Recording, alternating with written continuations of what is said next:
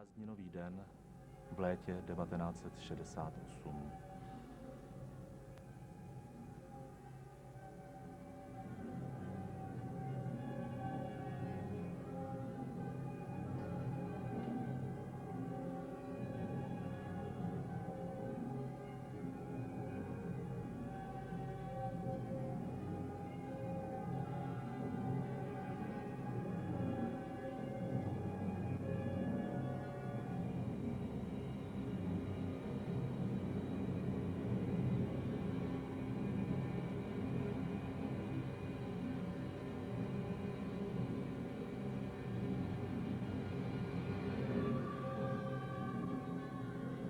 Position on your radio dial.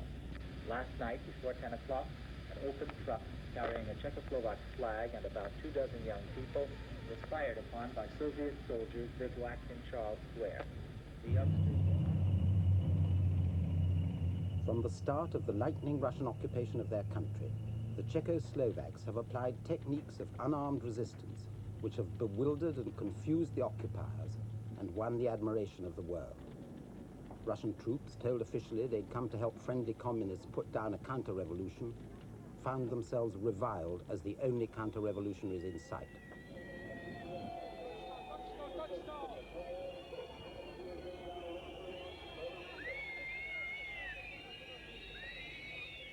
At first, young Czechs jumped onto the tanks to explain to Russian troops their leaders' lies. Then, with the shedding of the blood of unarmed Czechs, attitudes hardened on both sides. By Monday, the Russians stood sullenly in the center of Prague. The Czechs now largely ignored them.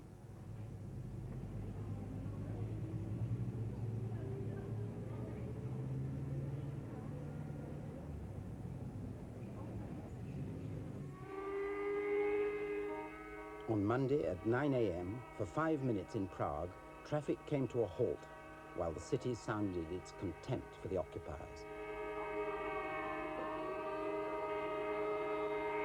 Only an occasional Russian armored car was on the move, and the occasional Czech police car, proudly flying the national flag and loudly proclaiming its contempt for the Russians too.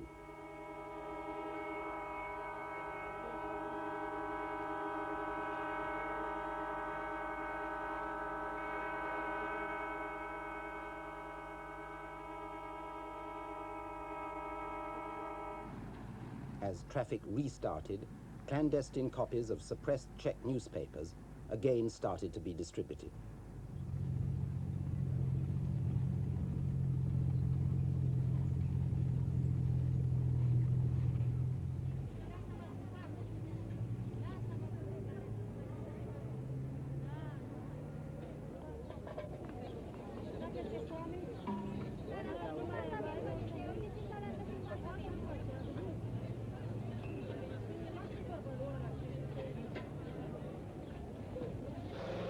Heavy-handedly, the Russian command replied.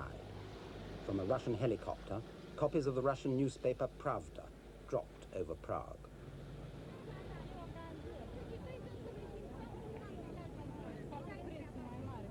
The Czechs showed their usual ingenuity and resource in collecting them.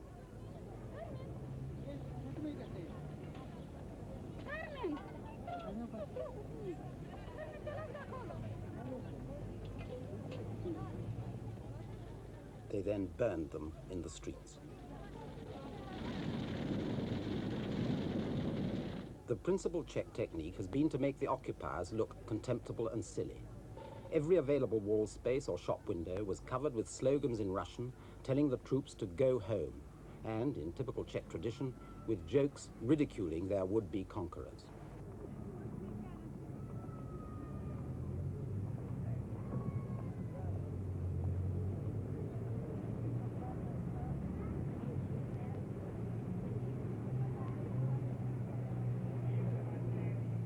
Each night, the Russians ripped the posters down.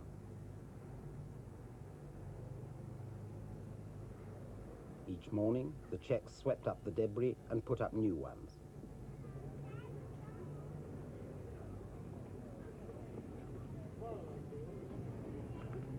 Couriers with rolls of new posters were soon moving purposefully again across the city.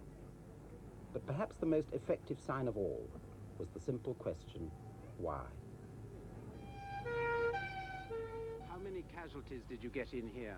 Well, we got about 200 light wounded people and so about 90 heavy wounded people, and I know about 9 dead people which were brought into this hospital. Well, this was actually, it was on Friday. What sort of wounds did they have? How had they been wounded Well, or killed? mostly the wounds were here in the neck, shot through the neck and through the lungs.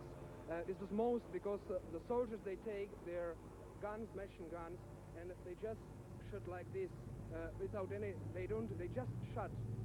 Most of them are people about 20, mostly men, and the youngest was about 14 years old, which is dead. He was killed at the radio station in Vinohrady. How many people do you think have been killed in Prague altogether since Wednesday? Well, the radio says there have been killed about 15 people, but what I know, that's about 80 people have been killed. You know that? Yes, I know that. It's quite positive. From your contacts in hospital? From the contacts in the hospital and from contacts to this, to good men of the secret police. Because I am not in the secret police, you know, but I have some connections there because... Are any of the secret police working for the Russians? Well, it's about 30 or 40 men. Out of how many altogether? Well, the police has about 500 together, but just 30 or 40. Can you tell me a bit about the new Russian troops who come in and why they come in? Well, they changed the Russian troops because these troops, they came on Wednesday on the 21st of August. The people were talking to them and they started to understand what happens in Czechoslovakia. And now these new troops, they were told that all this shooting and all the signs, marks and things like that, this is by the Contra-Revolution. You mean all the bullet holes on the buildings? Yeah, this is what I mean. And they say these are done by the Counter-Revolutionists? By the Contra-Revolutionists, and because of that, these new troops are worse than this old war. In this children's hospital, an operating theatre had been smashed by indiscriminate Russian machine gun fire from the Pavlovsky Bridge below.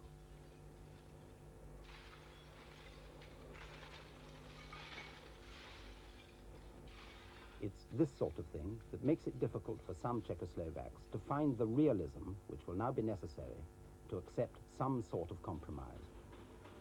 Some sort of compromise? I don't think so. You mean the Russians must just get out? They must get up. Now, if they refuse to do that, what's going to happen? They will... It's hardly to be told what they can do. No, nedá se říct, že kvůli přímo těm popáleninám, to by mi snad tolik nevadilo, protože to se vyléčí, ovšem. Pro to, co se tady dělo a co se dělo u rozhlasu a jinde. I don't hate Russians through my injury, but I hate Russians through all the occupation and through all the things which happened here and through the things which happened before the radio building and here in Prague. How do you think this is going to end? Jo, já jedu ale elektrikou, hoši. Dobrý. Could you accept Russian troops here permanently? No. Never.